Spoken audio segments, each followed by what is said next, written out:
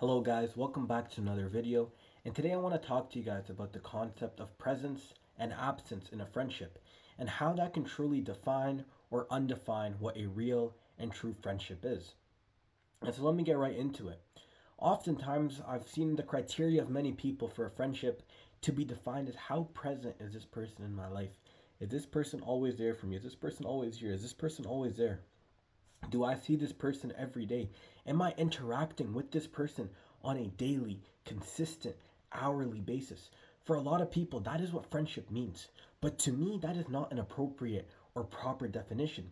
To me, friendship is defined when speaking about distance and closeness, and specifically, when I say closeness, I mean physical. To me, a true friendship doesn't require constant engagement, doesn't require constant talking. For example, I entered university this year for the first time.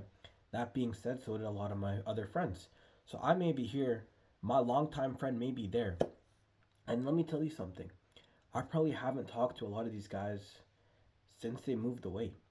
But that being said, and I may have not even seen them since they moved away. But that being said, to me, they are still my true friend. They're still my close friends. And that's what I mean.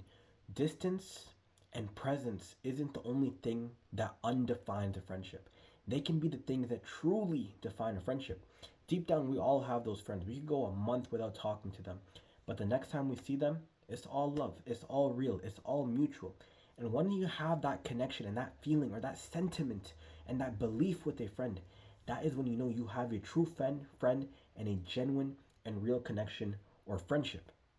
And it's the same thing with me. As I mentioned earlier, a lot of my friends right now, I haven't seen them in a long time. I haven't spoken to them in a long time, but I know for a fact if I were to go see them again at some point in the future, whether it be tomorrow, in a week, in a month, or in a year, nothing would have changed. It would have been all love, no hard feelings, and that's still my boy. And to me, that is a true definition and definement of friendship. On the contrary, to me, I feel as if you require a constant presence of someone on a consistent basis. To me, that's not a real and genuine friendship. To me, I like to think that the roots of that friendship are weak. That foundation is weak. And let me explain what I mean by that. When I say the roots are weak or when the foundation is weak, that means that it's easy to break. It's easily breakable. Think of that. Think of a weed. Think of a dandelion versus a very deep weed.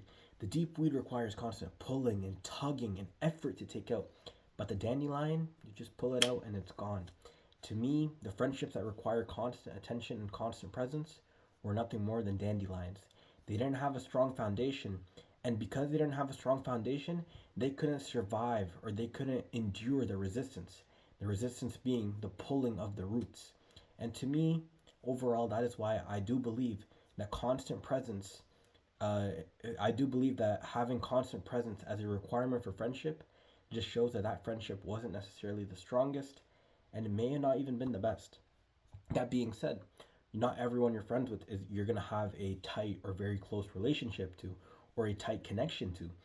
And that's okay. That's part of life. That's the flow of life. But just know one thing. If you haven't seen one of your friends in a long time, but you still consider them one of your closest friends, and that feeling is mutual, then that is a real friend. Because even without their physical presence, their emotional, spiritual, and mental presence still lives within you.